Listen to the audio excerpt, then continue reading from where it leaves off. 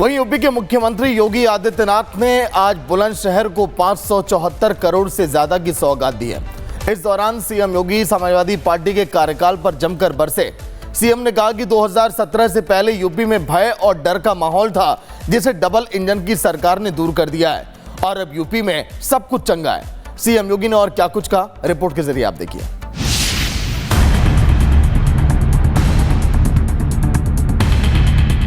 UP के मुख्यमंत्री योगी आदित्यनाथ ने बुलंदशहर में 574 करोड़ से ज्यादा लागत की 57 विकास परियोजनाओं का लोकार्पण और शिलान्यास किया। इस दौरान उन्होंने विकास कार्यों के साथ साथ कानून व्यवस्था और सपा सरकार के कामकाज को लेकर तीखा हमला बोला। मुख्यमंत्री ने कहा कि 2017 के बाद उत्तर प्रदेश ने बॉटम से टॉप तक की यात्रा की। समाजवादी पार्टी के कार्यकाल में यूपी पिछड़ा हुआ था। इलेक्ट्रॉनिक कंपोनेंट देश के अंदर जितने बन रहे हैं उनमें 60% यूपी के अंदर बन रहे हैं। आज यूपी चीनी मिलों के संचालन में देश के अंदर नंबर 1 पर है, गन्ना उत्पादन में नंबर 1 पर है और इथेनॉल उत्पादन में नंबर 1 पर है। याद करिए, ये जो नंबर 1 है 2017 के पहले यही यूपी सबसे पीछे होता था।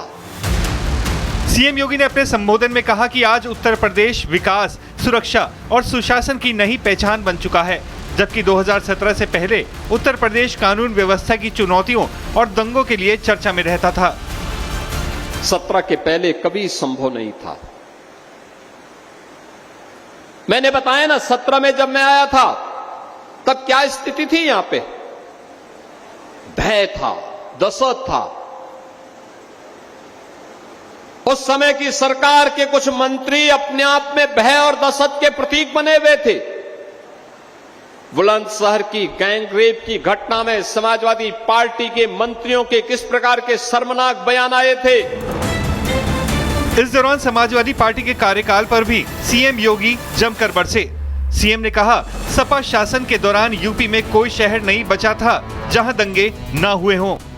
कौन जिला बचा था जहां दंगे न हुए हों, जहां कर्फ्यू न लगा हो?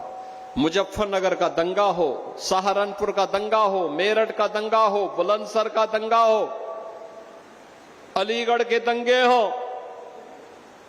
कौन जिला ऐसा बचा था जहां दंगे न हो? और कौन जनपद ऐसा बचा था जहां बेटी और व्यापारी सुरक्षित रही हो? वहीं सीएम योगी ने कहा कि जो जिन्ना के उपासक हैं, उन्होंने किसानों, युवाओं, माताओं और बहनों की सुरक्षा में सेंध लगाने का काम किया। जिन्ना के उपासक जो हैं, इन्होंने गन्ना किसानों को भी ठगा है और हर किसान की शोषण, युवाओं का शोषण, किसानों का शोषण, माताओं और बहनों की सुरक्षा में सेंध लगाने का कार्य, व्यापारी और उद्यमियों को भय और दहशत के माहौल में जीने के लिए इन्होंने मजबूर किया। दुष्परिणाम हमारे सामने था। हमारा प्रदेश बीमारू राज्य की श्रेणी में आ गया। आज यह बीमारू राज्य से उभर चुका है। सीएम योगी आदित्यनाथ का दावा है कि मोदी सरकार में यूपी का तेजी से विकास हुआ और डबल इंजन की सरकार इस गति को बुलेट ट्रेन की स्पीड के साथ आगे बढ़ाने का काम कर रही है। Bureau report, Republic Bharat. वहीं मेरठ के चर्चित ललिता गौतम प्रकरण में मुख्यमंत्री योगी आदित्यनाथ ने पीड़ित परिवार से मुलाकात कर सख्त कार्रवाई का वादा किया है। मुख्यमंत्री ने साफ कहा कि इस मामले में कोई भी दोषी बख्शा नहीं जाएगा। साथ ही जांच में लापरवाही बरतने वालों पर भी कठोर कार्रवाई की जाएगी। देखिए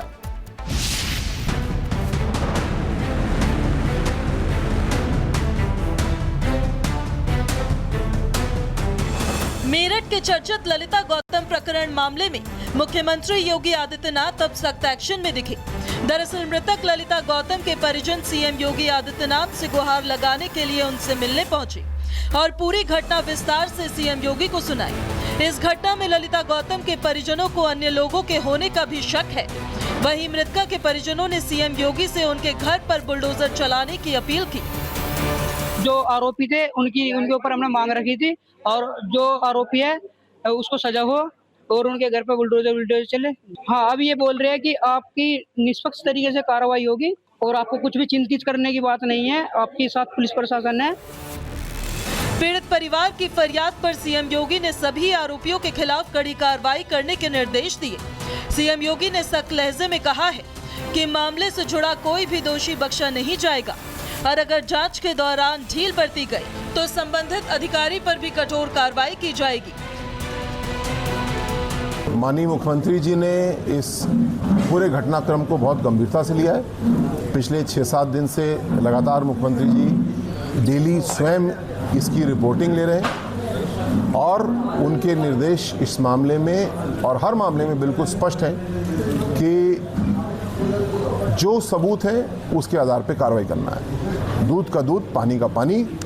इस बात से कोई फर्क नहीं पड़ता कि कौन बंद हो रहा है, कौन छूट रहा है। जो सबूत है उसके अनुसार कार्रवाई करना है। वहीं सीएम योगी ने गहरा दुख जताते हुए पीड़ित परिवार को न्याय का भरोसा दिलाया। साथ ही पीड़ित परिवार को मुख्यमंत्री सहायता कोष से 5 लाख रुपए आर्थिक मदद देने के लिए निर्देश दे दिए हैं। साथ ही साथ मृतका के पिता और चाचा को एक मुख्यमंत्री आवास देने के लिए भी निर्देश दिया गया। वहीं पीड़ित परिवार का आयुष्मान कार्ड, राशन कार्ड समेत अन्य सभी लाभार्थी योजनाओं का लाभ देने के लिए निर्देश दिया गया है।